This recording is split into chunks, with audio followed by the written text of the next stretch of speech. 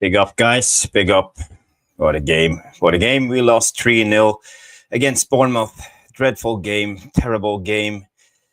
Oh, how can we be that bad against a team as Bournemouth? But I have to give it to Andoni Iraola. Brilliant manager.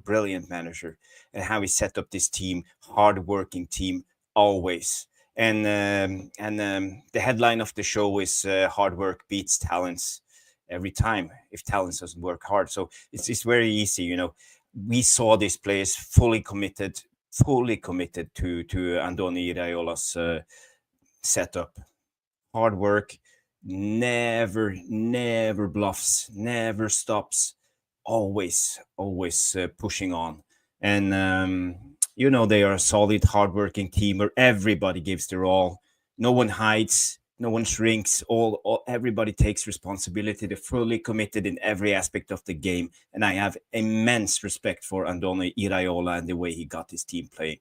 So I just got to say, I'm not really happy about how we perform. And when it comes down to effort, players are hiding. They're not doing well enough. So this is Man United. I don't know what to say anymore when it comes to this. I like the setup of our manager. I like what we're trying to do, but it doesn't work. And we are too disjointed. So let's just go into it and start a tactical breakdown as we always do on this channel. First of all, let me bring up the tactical board. We can talk a little bit about the tactical setup. Okay, here you go. You see, this is how we were setting up. Martinez on the left, Masraoui on the right, Maguire centrally, Onana in goal, obviously. Mainu, Ugarte centrally, Malacia, Dalot as the wingbacks.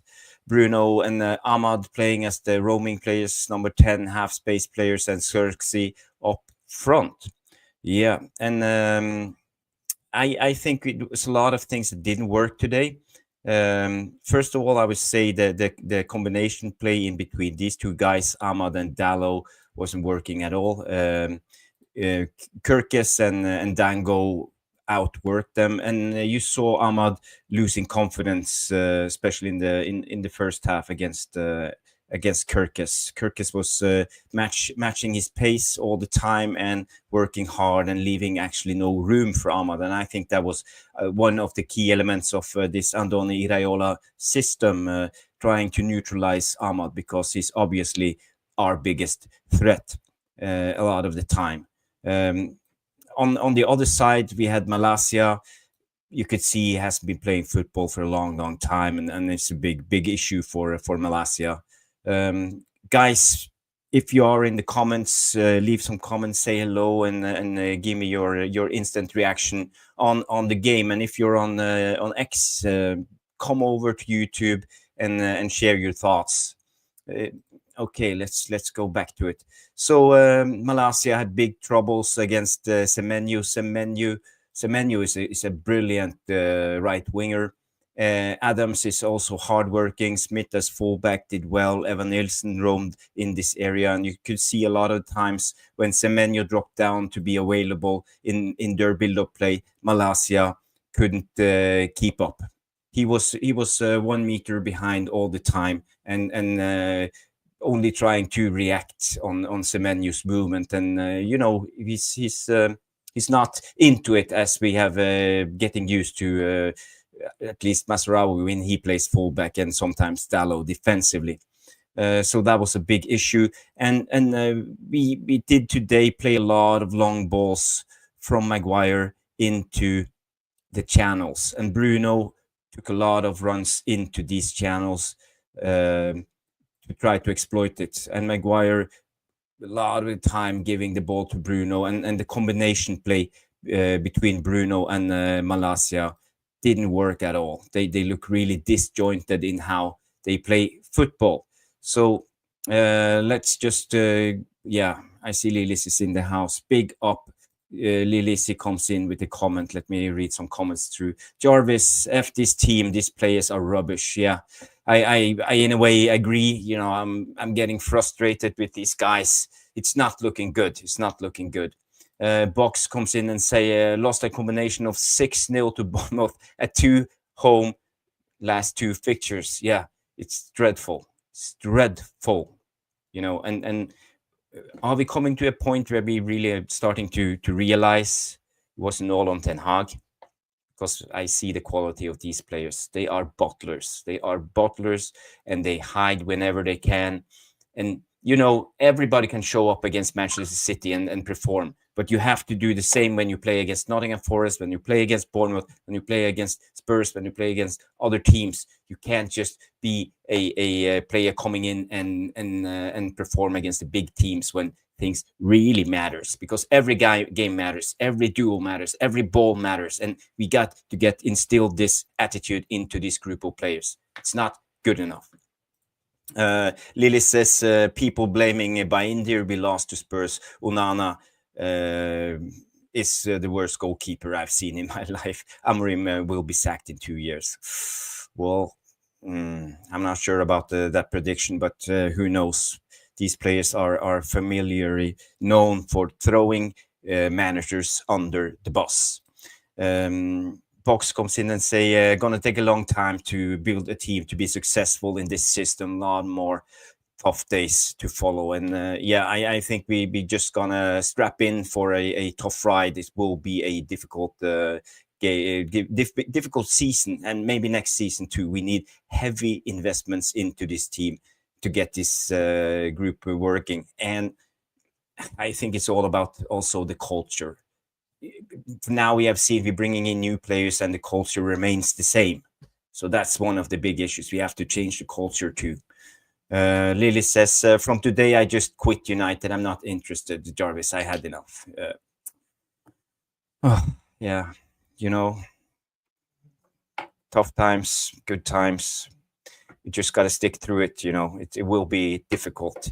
And Box comes in again and say, agree, Jarvis. Eric Ten Hag was struggling, but he was an easy scapegoat to pin it all on. And yeah, I think time will show if it was on Eric Ten Hag or not. We can clearly see that Ruben Amorim is a good manager, but again, these players can't perform to their fullest. Hard work beats talent. That's just how life is. And as soon as the Man United players start realizing it, they need to start realizing it. Hard work beats talent. They can have all the talent in the world, all the money in the world, all the fame in the world, all the followers on Twitter and Instagram in the world. It doesn't matter if you don't fight for your team.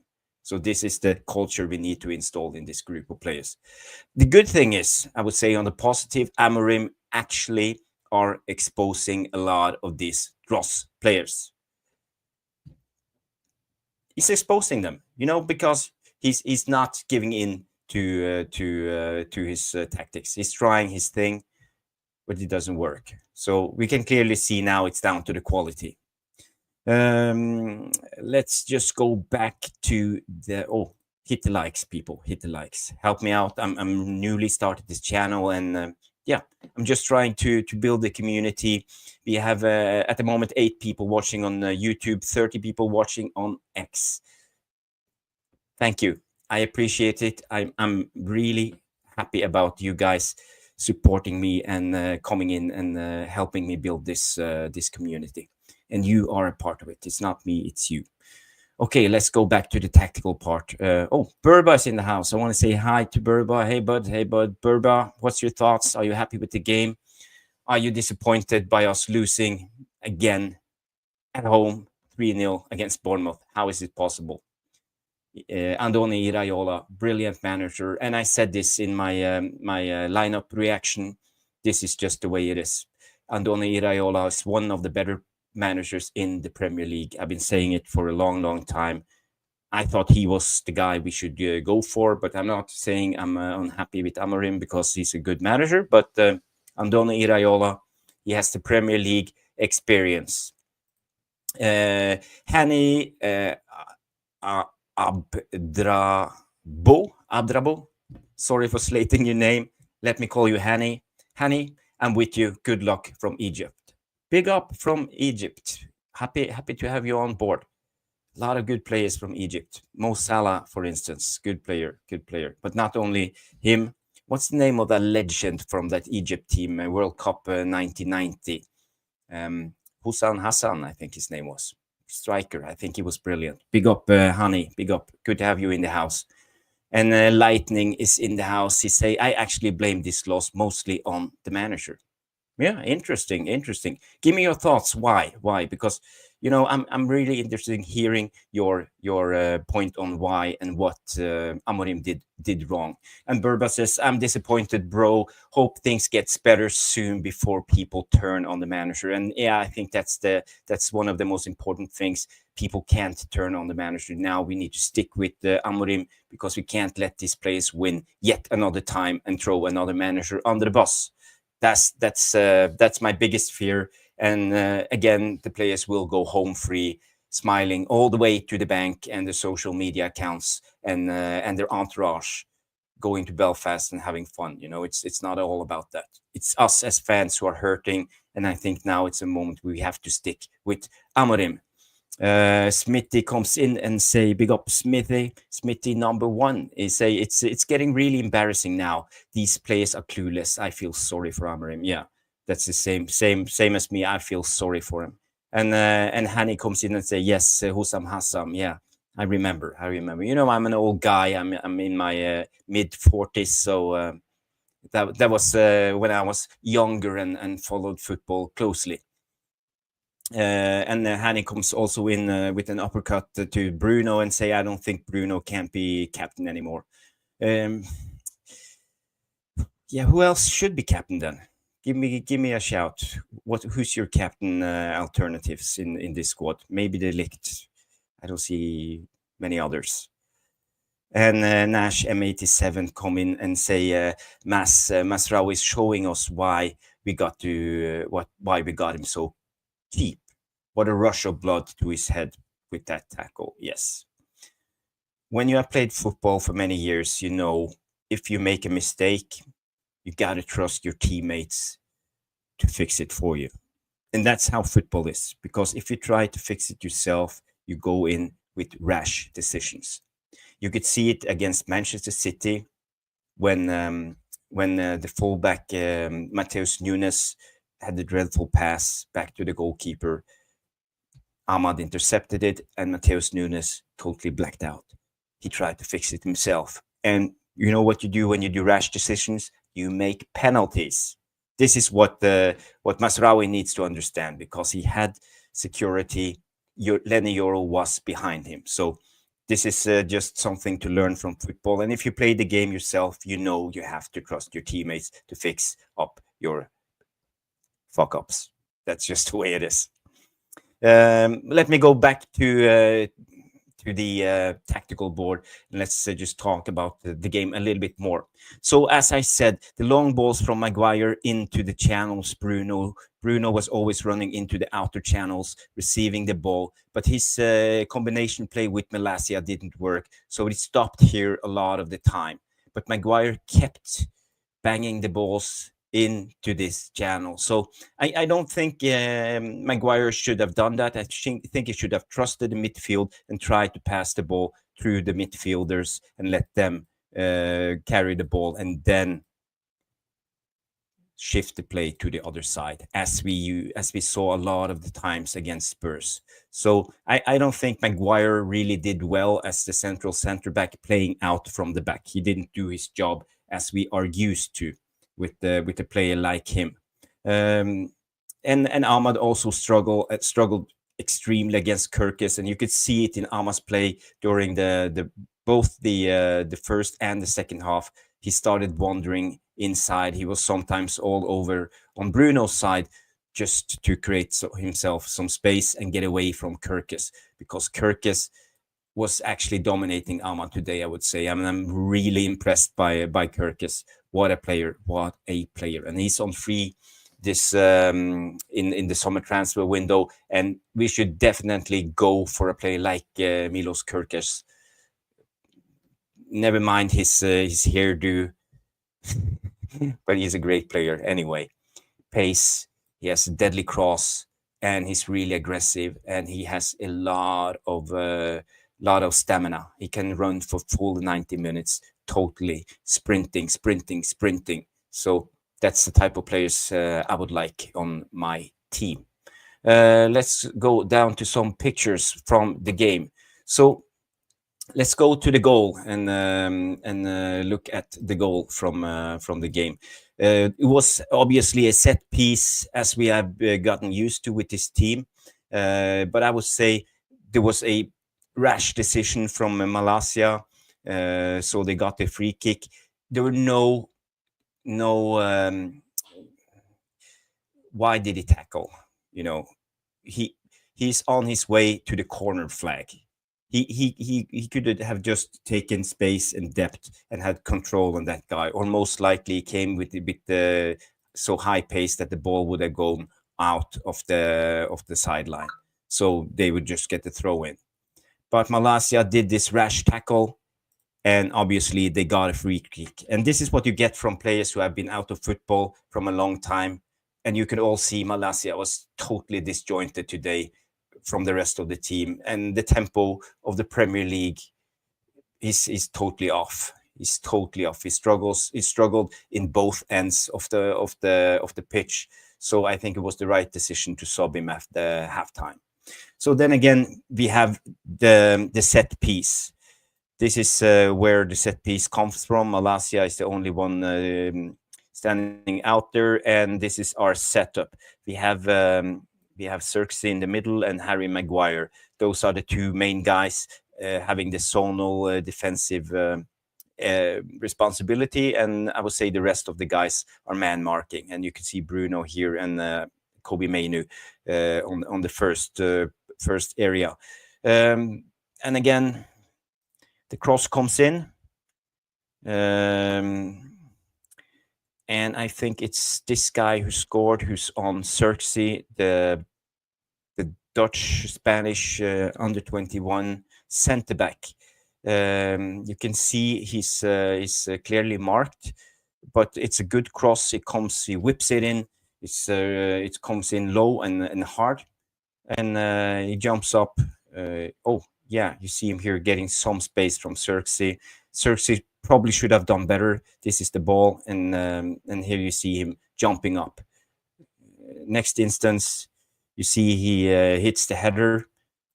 It's a beautiful header, and it goes over Onana and in the corner of Onana's right side of the goal. So again, a beautiful header, but we struggle again and again on set pieces. I don't know what we can do from now. We are trying everything, I feel. We are playing Maguire in every instance. De Ligt didn't get to play today. I think it's because of the aerial ability.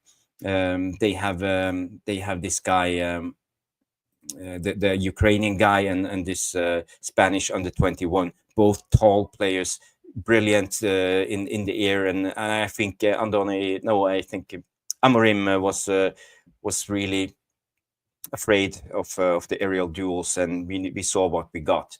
So Burba comes in and say no chance for Onana there, and Burba also say that Xerxes should have done better. Yes, he should have done better, and it's so much easier attacking the ball in front of you than have to go backing down and heading the ball away. So in a way, it's tough for Xerxes, but he's no defender. So a guy with that tall stature should have done better. We have Jonathan Liljenberg in the house. Big up, Jonathan. Good to see you, my friend. Swedish guy is in the house. I think you're from Göteborg, or yeah, but Sweden anyway. He said, I just can't stand the zonal marking. Can we just sack that person or what? Yeah. Zonal marking, man marking, it's a mix, as we have been talking about. Doesn't seem to work. We need to do something about it. And Lilis also comes in and say Kirkis is a good player. Yeah, I agree. Kirkis is a brilliant player. I wish we could sign him. And he says, look at Onana's position. Okay, let's have a look at Onana's position. This is Onana's position when the header goes. I think he's caught flat-footed. I think he should have done better. when the cross comes that close into the goal, you see it's in between the 6-yard box line and the penalty kick mark. So maybe he should go on out and claim the ball. I don't know, but yeah, Onana should have done better. Yeah, so let's go to the next instance that I got. Yeah, you see there's a goal, and Onana obviously disappointed.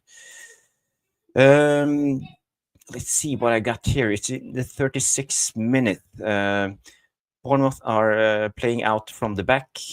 Yeah, this is when you see Malacia. Malacia is a little bit off pace, and you see here, I think it's Sabadini playing the ball out, and you see Semenyo up in this corner dropping down. He tear himself loose from Malacia and dropping down to receive the ball. And you see here, Malacia is not fully awake, and Semenyo gets the space he needs to receive the ball. And I felt we struggled, and Malacia struggled with this a lot of the time especially in the first half that he played. He couldn't keep up with the tempo shift of the players and the tempo of the game, and this was clearly typical Malacia. Not fully committed. He couldn't go aggressively enough because he couldn't smell and sense the situations before they came. So that was a big problem. And you see here, Malacia, okay, he's up in the ball, but when you are a little bit too late, what happens? You come in with full pace. So when you stop, you're not in balance and you get easily overplayed. This is how good players get you. And we see this all the time. So we struggled really defensively, and Malacia was a calamity, both defensively and offensively. And they got a good chance from this. So see the next instance, it's an attacking play from us. I think this was a good chance created. You see here, it's Martinez on the ball. He plays the ball forward in this outer channel for Bruno to run into. And we did this a lot of the time. Try this all the time. Bruno running into this space. And you see Malacia trying to help him out and be in the right place. So here you see again, Bruno receives the ball, plays it back to Amad Diallo. And as I said, Amad Diallo couldn't get loose from Kirkis. And you see here Amad Diallo on the other side of the pitch, and Kirkis is still following him. Kirkis is number 3. So Kirkis, he had an engine, and he didn't give Amad any room in this game. So I would say, in a way, a big job from Kirkis. He reminded me of Ji-Sung Park when he played at Man United. He could run constantly for 90 minutes, man marking. So a brilliant player. The ball goes back to Bruno. Bruno carries the ball 10 meters behind and plays the ball into you see the pass go here to Masraoui, who receives the ball and carries it. So it's a good play. Here we go from one side, and now we're starting to play back to the other side.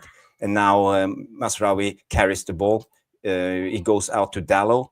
Dallo could have whipped it in with his left foot on the first try, but we know Dallo, he likes to take time because there's only one guy in front of goal, and that is Xerxes. And Xerxes ain't moving, he's just standing there. So it's not inviting play. He don't want that ball on the first touch.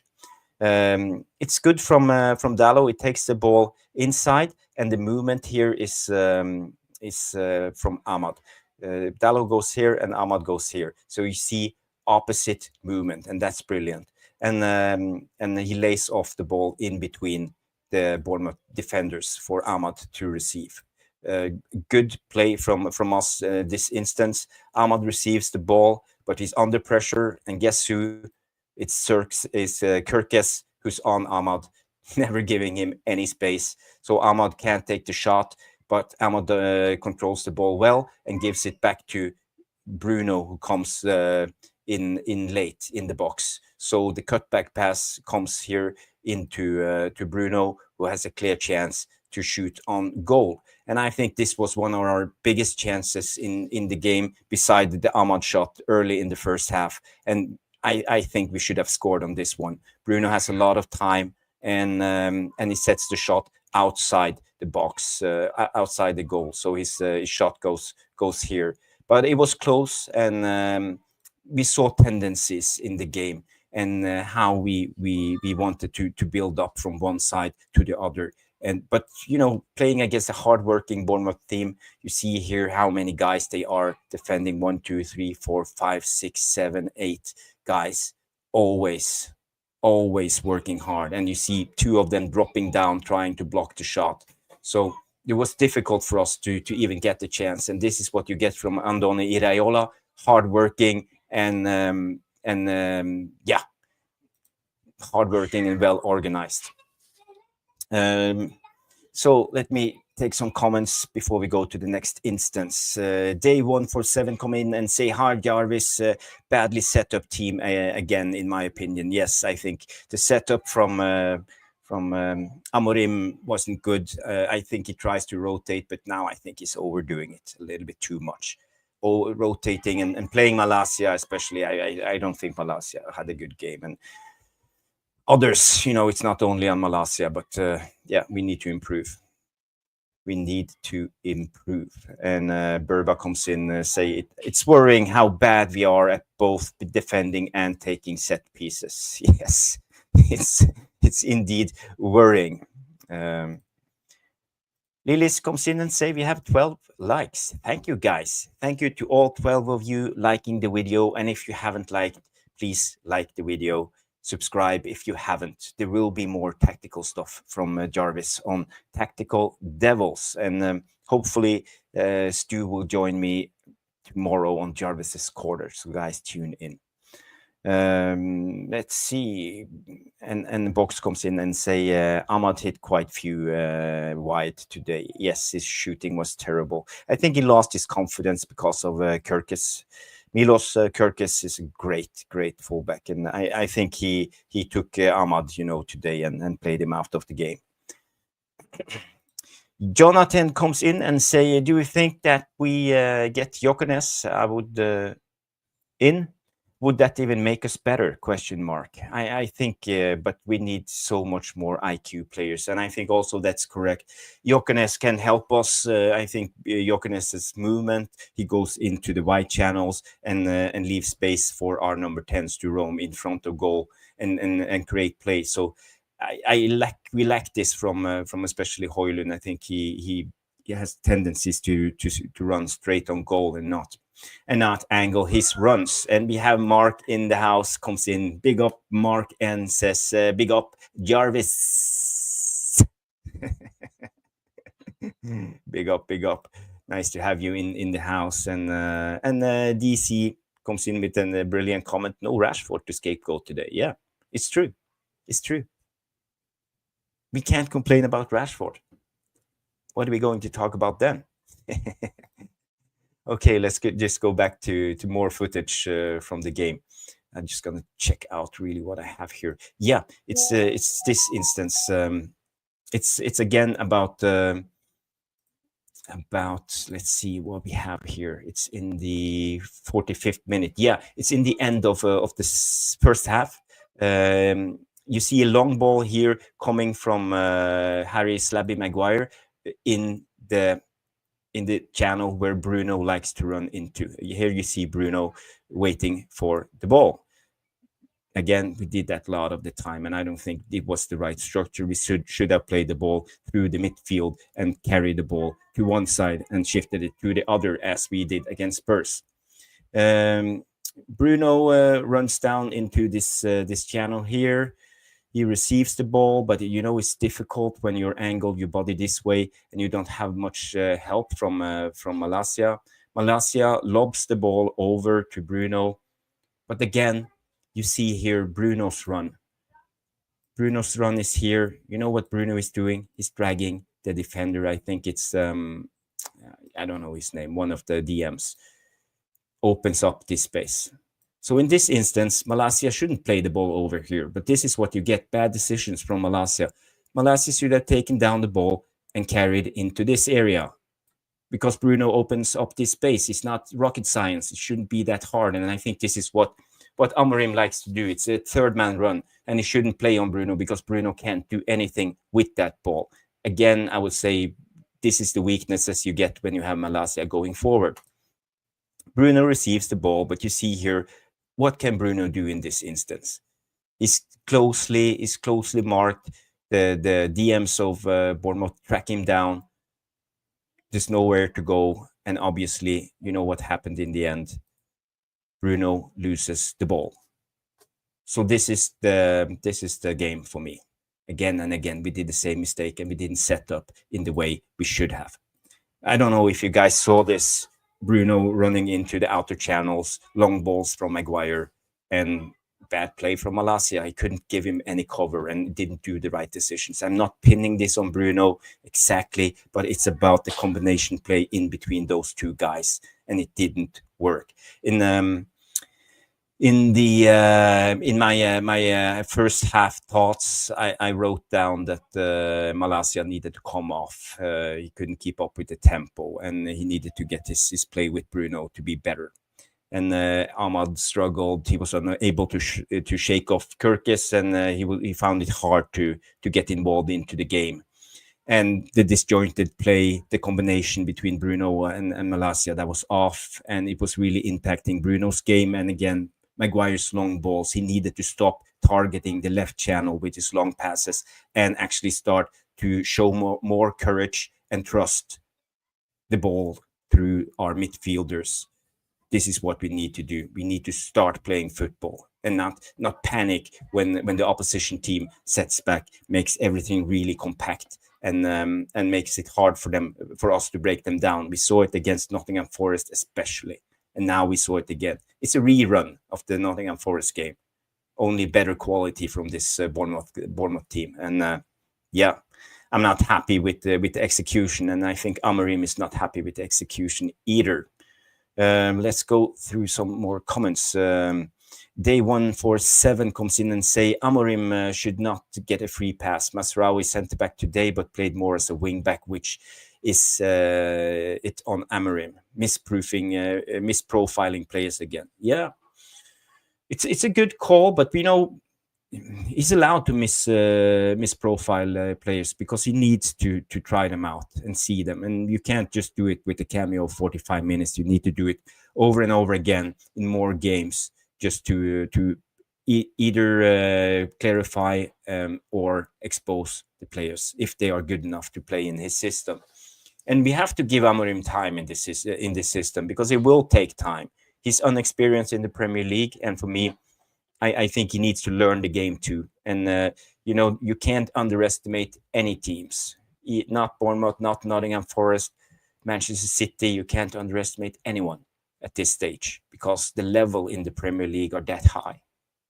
You can't even underestimate a team like Ipswich, who's playing, who's newly promoted. The level is high. Okay, let's go further to the next situation. Yes. Oh, yeah. I just wanted to show you this. This is I took in the halftime. I could go back and look at the beginning, and this is how you see Ahmad dropping down, receiving the ball. When Ahmad tried to receive down and to get the ball again, there was one man who was on Ahmad all the time, and that was Kirkis. Look at Kirkis coming in, really aggressive, didn't give Ahmad any space at all. And you could see it clearly from the first minute of the game. Kirkis was on today, and Ahmad lost his confidence, I think. He had a good second half, Ahmad, but he got more space. He started to roll more and cut more in. But again, I'm not blaming this on Ahmad, but I say this is why we couldn't see more magic from our little Amadonna. Kirkis played a really good game. Yeah.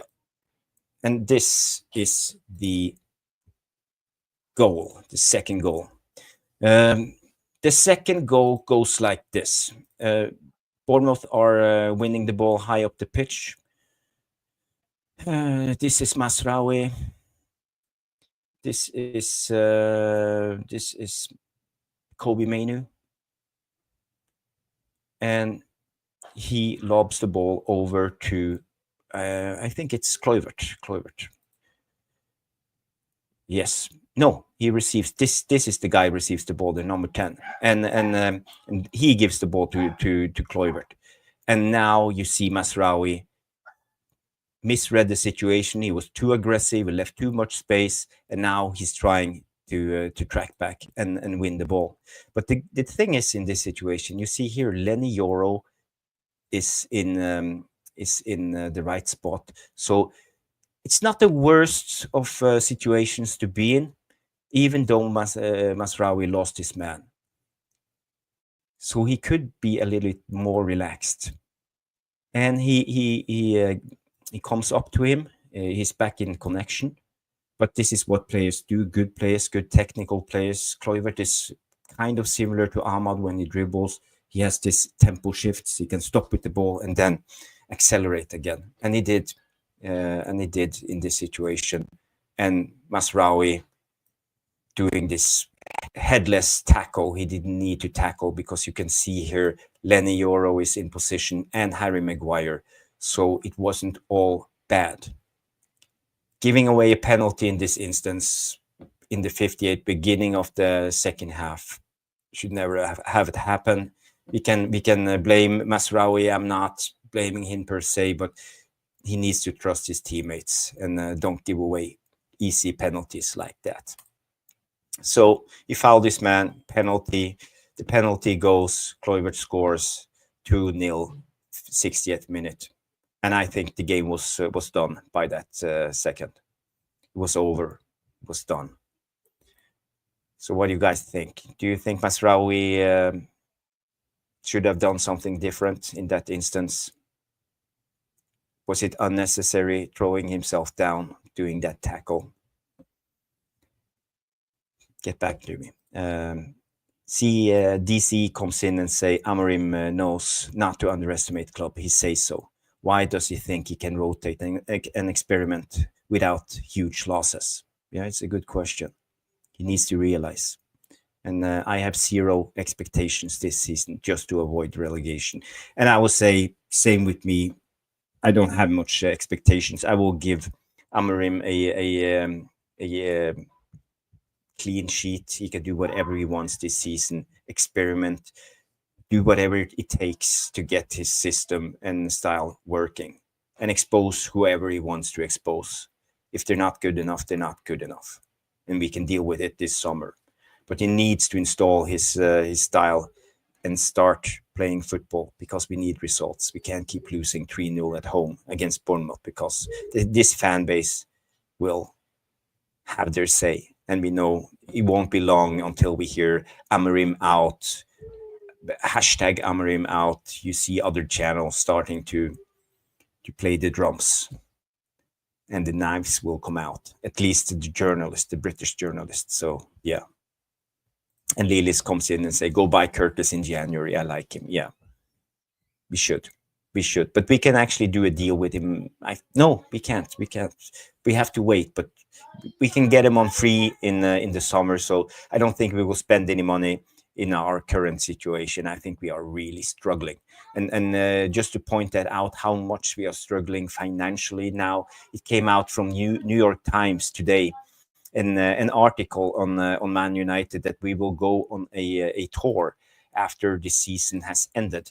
You see here, Manchester United are planning to head to Kuala Lumpur for a post-match season friendly, expected to net around $10 million in revenue to assist with PSR calculations. So actually, we are in big troubles, and we need money, and we will do whatever it takes. Now it's all about the business. So going to Kuala Lumpur to get $10 million in revenue just to go clear and don't get a fine or a penalty from FA. So it's a terrible situation. And Burbas comes in and say he needs this season to learn the process. See how who needs shipping out in the summer, and this season is a free hit for Amorim, in my opinion. Yeah, for me too, it's a free hit. And Dave comes in and say, I doubt this system will work in the Prem. It's too defensive and we don't have the quality of forwards. And that's a big worry. Yeah. But I wouldn't write off Amorim right away. We have seen in spells that we can play football. We won against Manchester City, and we have good cameos, and I see a clear style of play. So for me, it's down to quality. It's down to quality. But again, I'm also said the same when it comes to Ten Hag. It's down to quality. Our players are not good enough. So yeah, it is what it is. It is what it is. Let's go back to the game and have a look on. I think this will be the third goal. What happened in the third goal? You see here the penalty goes and Bournemouth scoring 2-0 up. This is the third goal. 62 minutes and 43 seconds, just almost short of 3 minutes after they score 2-0.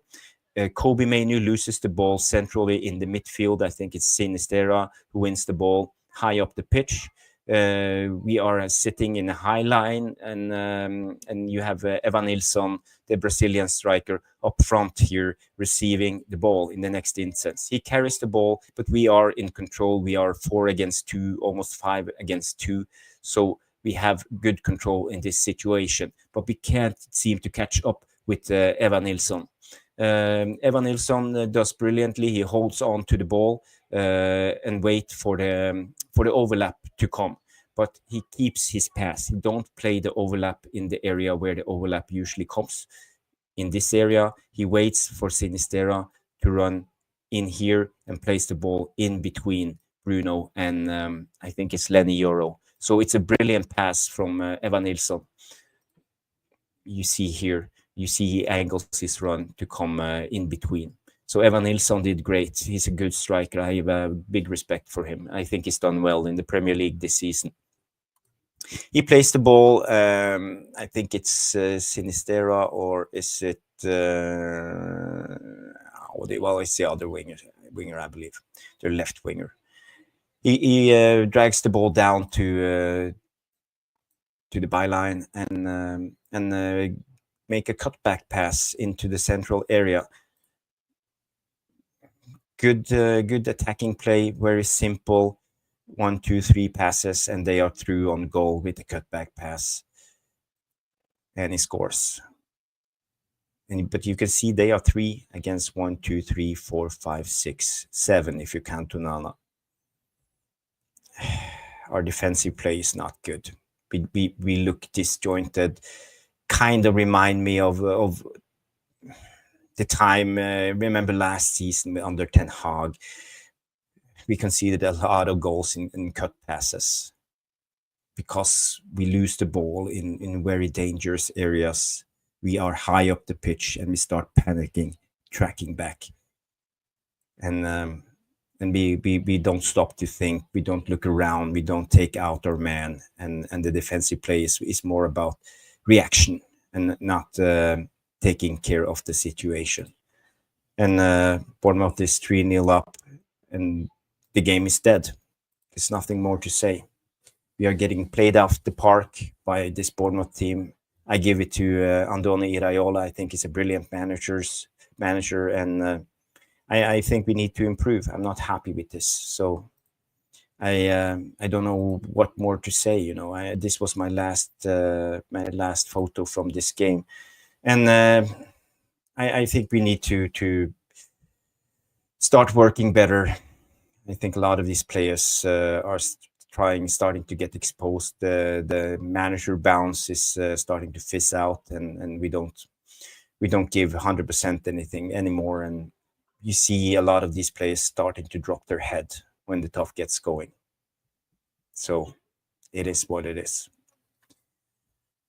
So I don't have any more to say about this game. I will come back with a deeper analysis hopefully tomorrow. I will go through the game once more, get some photos out, tell you more about what went on. But I think mainly it's about Bournemouth, how good they were set up tactically, how hardworking they were, how they stopped us to create space, how good they were tracking back in every instance, working harder, better than us, how Milos Kerkez took out Ahmad, and they take their chances, we don't.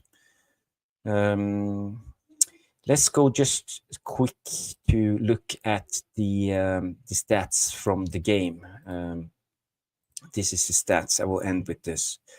The stats from the game you see here: expected goals. Our XG is 2.26, and Bournemouth is 1.24.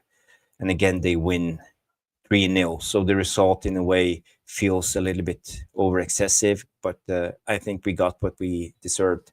There's no way around it. We had 23 shots, creating only 4 big chances out of this. They have 10 shots, 2 big chances plus a penalty.